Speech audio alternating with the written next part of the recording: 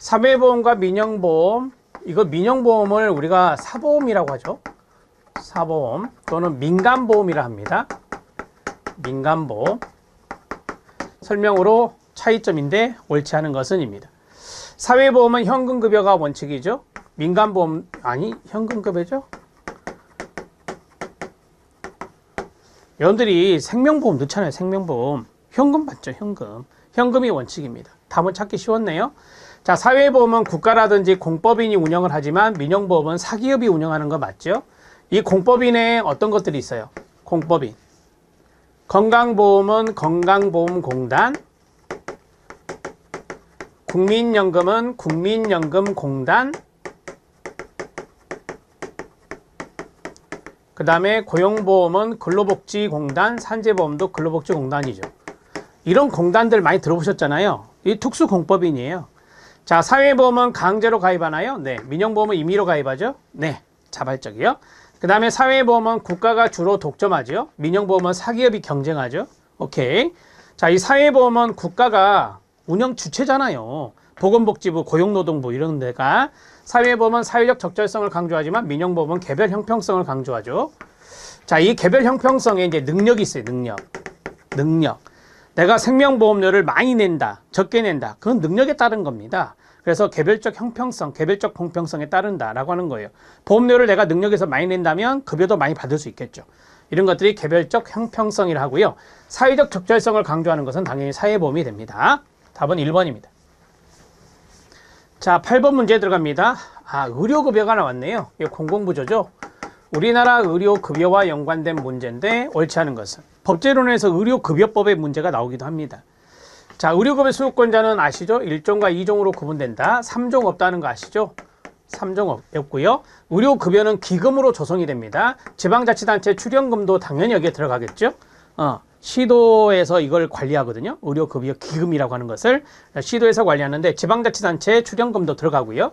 의료급여 수요권자의 1촌의 직결정 및 급여자는 원칙적으로 부양 의무가 있죠.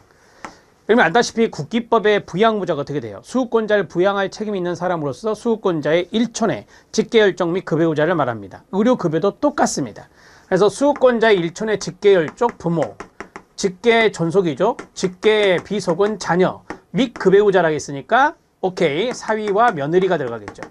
아, 부모와 자녀와 사위 며느리는 의료급여법상 국민기초생활보장법상 부양무자구나 이렇게 보시면 돼요. 국민기초생활보장제도 수급자 중에 보장시설에서 급여를 받는 자가 있어요. 이것을 5글자로 시설수급자라고 합니다. 시작! 시설수급자. 자, 시설수급자는 몇 종? 1종입니다. 의료급여법에 보면 1종과 2종으로 구분되어 있는데 시설수급자는 1종입니다. 2종이 아니라 1종 수급자로 구분하고요. 자, 약사법에 따라 개설 등록된 약국이 있습니다. 의료급여 실시할 수 있나요? 당연한 거 아닙니까?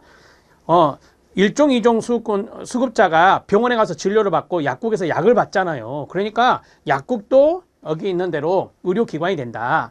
의료급여를 실시하는 의료기관이라고 말할 수 있겠습니다. 맞습니다. 답은 4번입니다. 자, 9번 문제에 들어갑니다. 우리나라 산업재해보상보험의 급여가 아닌 것은입니다. 제가 이거 조심하라고 몇 번 말씀드렸는데 폐병, 암기법 들어갑니다. 유상병, 제가 조심하라는 게 이거였잖아요. 특장, 휴직료 이렇게 우락이 있어요. 산재보험의 급여 문제가 잘 나와요. 산재보험의 급여는 해병, 유상병, 특장, 휴직료 이런 식으로 외우면 되는데 자, 이게 뭐예요? 장해급여. 자, 장해급여 안 보이죠? 자, 우리 시험에 상해급여가 나온 적이 있거든요. 상해급여 하면 틀립니다. 또는 장애급여 이런 거 없습니다. 산재는 다쳤으니까 장해라는 말을 쓰는 거예요. 자, 이게 간병급여. 간병급여 있습니까? 안 보이죠? 유가 뭐예요? 유족급여 있습니까? 네, 있네요. 여기 있네요. 유족급여. 자, 상병 좀 있다가 특은 특별급여입니다. 장애 특별급여, 유족 특별급여, 특별급여가 있다라고 보시면 되고요. 장은 장의비였는데요. 장의비였는데 말이 좀 어렵죠. 장례비로 바뀌었습니다. 장례비 있나요? 네, 있습니다. 자, 그 다음에 이거 휴업급여. 추억급여 있나요? 아, 안 보이네요. 그 다음에 직이 뭐예요? 직업재활급여. 직업재활급여 있나요? 네, 여기 있네요. 직업재활급여. 요가 뭐예요? 요양급여 있나요? 네, 있네요. 그러면 틀린 게 2번이죠. 제가 그래서 이거 조심하라고 했던 거예요. 상병보상연금이에요. 상병보상연금이에요. 상병보상연금. 오케이? 오케이. 자, 상병급여가 어디 있었죠? 바로 앞에 있었는데. 상병급여는 고용보험에 있어요. 상병급여는 고용보험에 있어요. 저기 문제지문에 있는 상병수당이 있죠. 최근에 많이 나오고 있었죠. 여론에서, 뉴스에서. 상병수당은 건강보험에 있어요.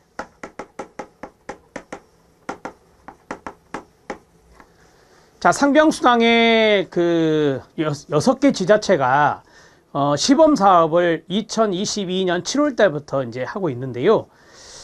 이 상병수당은 건강보험인데 잘 들어보세요. 이런 거예요. 내가 건강보험 가입자인데 몸이 아파요. 질병에 걸렸어요. 그러면 일을 못 하겠죠. 무노동 무임금 때문에 직장에서 월급을 안 주겠죠. 그러면 이제 경제적으로 힘들어질 수 있어요. 그랬을 때 그 카피라이트, 홍보 카피라이트가 뭐냐면 아프면 쉬면서 돈 받자예요. 아프면 쉬면서 돈 받자예요. 아프면 쉬면서 돈 받자. 자, 이런 문구를 좀 보셨을 건데 이게 상병수당이거든요. 이제 이 상병수당을 전국적으로 확대하기는 어려워요. 왜냐하면 건강보험 재정에 부담이 되거든요. 그래서 6개 지자체, 6개 시, 군, 자치구 여기 시범 사업을 하고 있다. 2022년 7월이요. 이렇게 정리하시면 됩니다. 자, 포항이 들어가 있고요. 창원이 들어가 있고요. 그 다음에 경기도 부천이 들어가 있고요. 그 다음에 저기 전남 순천이 들어가 있어요. 그 다음에 천안시가 들어가 있어요. 그 다음에 서울 종로구가 들어가 있어요. 서울 종로구. 그래서 제가 시, 군, 자치구로 한 거예요. 시, 군, 자치구 이렇게 정리하시면 돼요. 6개 이거는 참고하셔도 됩니다. 자, 답은 2번입니다.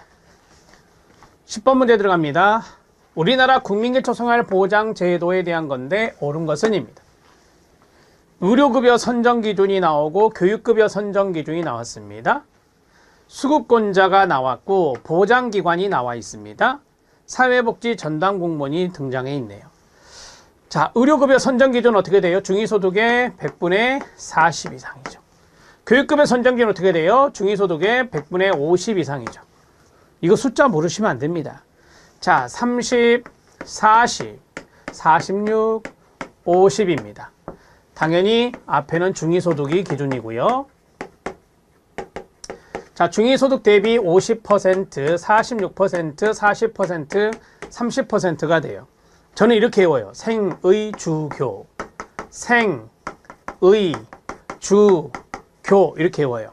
생계급여는 30%, 의료급여는 40%, 주거급여는 2022년 현재 46%, 교육급여는 50%입니다. 되셨죠? 오케이. 둘 다 탈락. 자, 그 다음에 수급권자는 국민기초생활보장법에 따른 급여를 받는 사람이 누구죠? 수급자. 수급자입니다. 수급권자는 받을 자격이 있는 사람이에요. 받을 자격이 있는 사람이에요.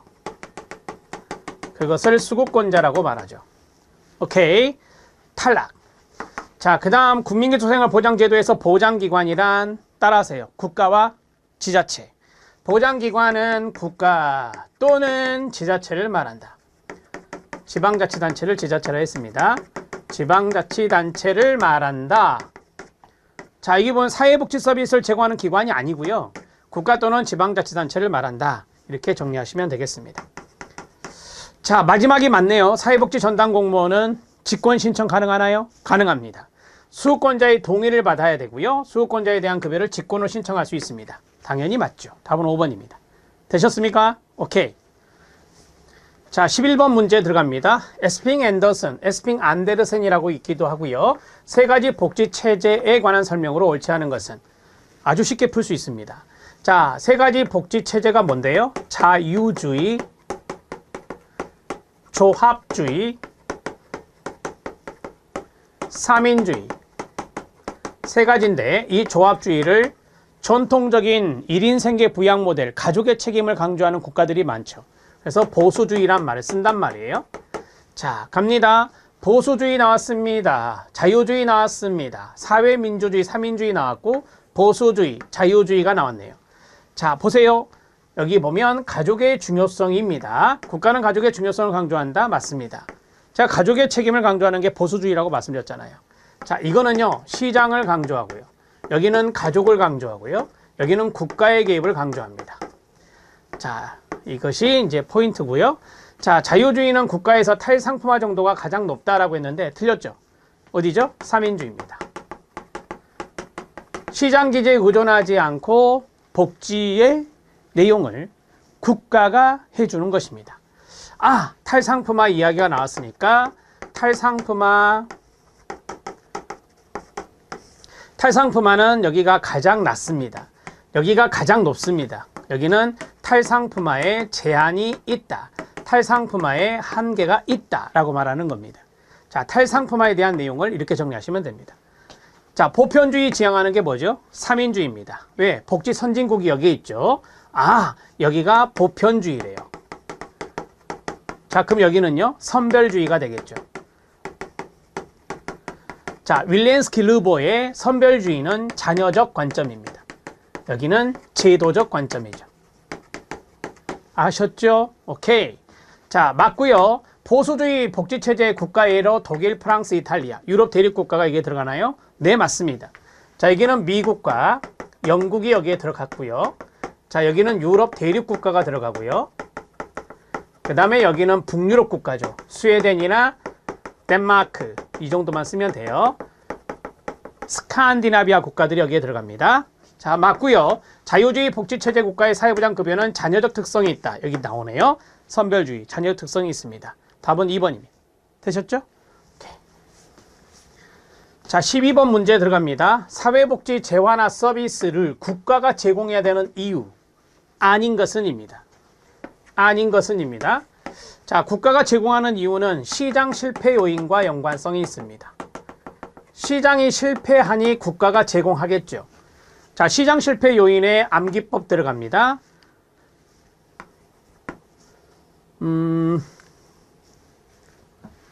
왜, 불, 공, 정, 가로 열고 역도입니다. 자, 하나씩 해드리면 외부 효과, 그 다음에 불안정 경쟁, 그 다음에 공공재, 그 다음에 정보 비대칭성. 자, 정보 비대칭성 마지막에 역도가 있습니다. 여기 안에 두 가지가 있다 그거죠. 역선택이요. 그 다음에 도덕적 해이요. 지금 제가 적은 게 시장 실패 요인들이고 국가가 복지를 제공해야 되는 이유가 됩니다. 자, 사회복지에 공공재 성격이 있으니 국가가 제공해야 되겠죠. 그 다음에 전염병에 대한 치료에 긍정적 외부 효과가 발생한다. 외부 효과가 보이시나요 여기? 예, 그러니까 국가가 제공하는 겁니다. 여러분, 코로나로 인해서 전염병이 일어났습니다. 그 치료를 국가가 담당했습니다. 이해되시죠? 오케이. 이런 것들이 긍정적인 외부 효과가 됩니다. 긍정적 외부 효과는 이웃 효과라고 하는 것입니다. 자, 이러한 것들이 바로 이제 국가가 이런 전염병에 대한 치료라든지 복지에 대한 서비스, 이런 것들이 외부 효과가 상당히 큰 거다라고 하는 것이죠. 자, 그 다음 질병의 위험에 대한 보험 방식에 역선택 문제가 발생한다라고 했습니다. 자, 맞습니다. 우리가 역선택은 뭐냐면, 역선택은 정보가 부족하여 불리한 선택을 하는 겁니다. 소비자가 불리한 선택을 하는 겁니다. 그것을 우리가 역선택이라고 하여 중고차 매매 시장 대표적인 사례입니다. 중고차에 대한 정보가 소비자는 많지 않습니다. 그러니까 불리한 선택을 할 수밖에 없어요. 자, 여기 보면 질병 위험에 대한 보험 방식이 있어요. 이게 생명보험이죠. 생명보험. 자, 생명보험을 한번 생각해 볼까요? 생명보험에 가입을 한 사람들이 많습니다. 그런데 나중에 가입한 사람들은 그 생명보험에 기존에 가입한 사람들이 어떠한 상태에서 질병의 위험에 대한이라고 했잖아요. 그래서 위험 정도가 많음에도 불구하고 보험을 가입했는지, 질병이 없는데도 보험에 가입했는지, 그리고 이 보험회사의 재정 상태는 건전한지, 그런 것들을 잘 모르는 상태에서 보험료를 내고 가입을 해야 된다라고 하는 거죠. 정보가 부족해서 소비자가 불리한 선택을 할 수 있는 것이 바로 이런 겁니다. 그래서 이런 역선택의 문제를 해결하기 위해서는 바로 국가가 강제적인 사회보험을 실시하는 것이 되는 것입니다.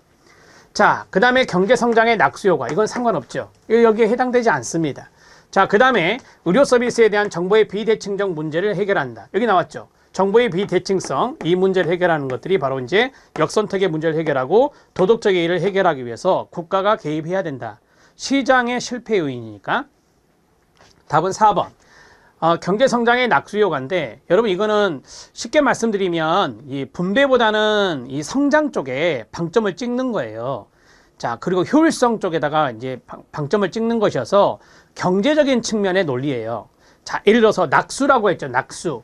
위에서 물이 쭉 떨어져 내려오는 게 낙수예요. 그래서 대기업이 성공을 했어요. 만약에 어떤 정책에 대해서 성공을 하게 되면 그것과 관련된 기업들이 있을 거 아니에요. 대기업의 성공과 연관된 기업들이 낙수 효과로 인해서 같이 성장한다, 동반 성장한다라고 하는 것들을 이야기하는 겁니다. 그게 바로 낙수 효과입니다. 자, 이것과 상관없죠, 여러분. 답은 4번입니다. 이 암기법 외워놓으면 편합니다. 외불공정욕도, 시장 실패 요인은 외불공정욕도. 외워놓으면은 나중에 요긴하게 쓸 수 있을 겁니다. 자, 첫 번째 공공재가 포인트, 두 번째 외부 효과가 포인트, 세 번째 역선택이 포인트, 정보의 비대칭성이 포인트잖아요. 여기 다 암기법에 들어있는 것들이었잖아요. 그래서 문제를 쉽게 풀 수 있다니까요. 13번 들어갑니다. 우리나라 사회복지제도의 급여 자격 조건입니다. 여기에 대한 설명으로 옳은 것은 입니다. 자, 제도가 나올 거예요. 국민연금이 나왔고, 장기요양보험제도, 아동수당제도, 국민기초생활보장제도, 장애인연금이 나왔거든요. 국민연금, 장기요양보험 이 두 가지는 사회보험이에요. 그렇죠? 사회보험이고, 우리나라 아동수당 하고 있어요. 아동수당 하고 있는데 이거는 사회수당제도죠. 사회수당제도에 해당되고, 그 다음에 여기 있는 국민기초생활보장제도와 장애인연금은 공공부조에 들어가요. 아, 사회보험과 공공부조와 사회수당을 세팅해놨구나 라고 보시면 되고요. 자, 보세요. 옳은 거 찾기입니다. 소득 하위 70%를 기준으로 급여 자격이 부여되므로 자산조사 방식이 적용된다. 그러면 공공부조잖아요. 공공부조잖아요. 자산조사니까. 따라서 틀렸다. 이건 기초연금이에요. 기초연금. 기초연금 모든 어르신이 다 받는 겁니까? 65세 이상? 아니죠. 선정기준액을 정할 때, 보건복지부 장관이 정할 때 65세 이상의 인구 중에 70%가 받도록 정하라 그랬어요. 그 말을 바꾸면 소득 하위 70%가 기초연금을 받게 해라. 그 말이거든요. 그래서 소득 수준의 하위 70%가 나온 거예요. 자, 그 다음에 2번. 장기요양보험은 요양 등급을 판정하죠. 요양 등급이 어떻게 판정돼요? 1등급, 2등급, 3등급, 4등급, 5등급, 인지지원 등급, 6개 등급이 있어요. 자, 6개 등급이 있습니다. 자, 그래서 진단적 구분이 적용된다. 네, 맞죠? 진단을 해야죠. 진단해서 이분이 1등급이냐, 이분이 인지지원 등급이냐, 그걸 진단해야 되는 거니까 진단적 구분이 적용된 거 맞습니다. 아동수당은 전체 아동이 적용 대상이 아니고요. 지금 현재 2022년 현재 만 8세 미만이에요. 만 8세 미만의 아동이에요. 만 8세 미만의 아동이에요. 자, 그 다음에 봐보세요. 선별주의 제도다? 또 틀렸죠. 사회수당 자체가 보편주의 제도거든요. 그래서 만 8세 미만의 아동이 대상이고, 자, 보편주의 제도다. 이렇게 말해야 되겠죠. 보편주의 제도다. 이렇게 말해야 됩니다. 자, 앞에도 틀렸고 뒤에도 틀렸다는 소리예요. 그 다음에 국민기초생활보장제도는 부양의무자 기준을 완화했어요. 맞습니다. 부양문자 기준이 점점 완화되고 있어요. 자, 보편주의 제도 아니죠. 이거 공공부조니까 당연히 선별주의 제도입니다. 선별주의 제도 이렇게 보시면 되고, 자, 장애인연금은 모든 장애인이 받습니까? 아니요. 아니요. 모든 장애인이 받는 거 아니고 보편주의 제도도 아니에요. 이게 제가 공공부조라 했잖아요. 이것도 선별주의 제도죠. 자, 우리나라 장애인연금은요. 우리나라 장애인연금은 첫 번째 18세 이상이 돼야 돼요. 두 번째 중증장애인이어야 돼요. 자, 그 다음에 소득 수준을 봐요. 소득 수준. 그래서 여기 아까 소득 수준 하위 70%라고 했었는데 이것도 마찬가지거든요. 그래서 정확하게 법에 있는 대로 말씀드리면 소득 인정액이 선정기준액 이하, 소득 인정액이 선정기준액 이하여야 돼요. 근데 이 선정기준액을 정할 때 중증장애인 중에 70%가 받게 해라. 그래서 이것을 우리가 소득 수준 하위 70%, 정확하게 말할게요. 소득 인정액 기준,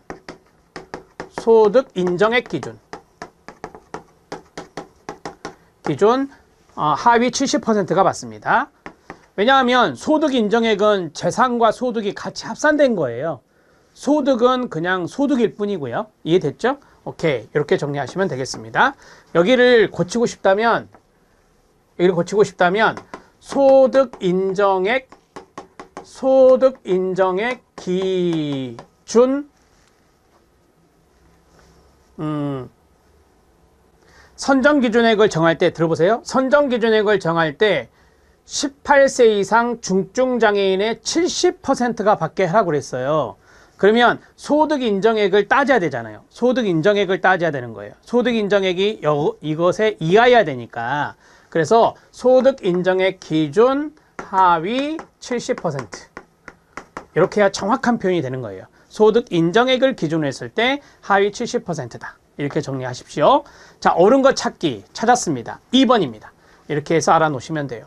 여러분, 이 문제는요, 우리나라 제도에 대해서 알고 있어야 이걸 풀 수가 있어요. 국민연금 사회보험이 보편적 제도고요. 사회수당도 보편적 제도고요. 이 녀석은 선별적 제도예요.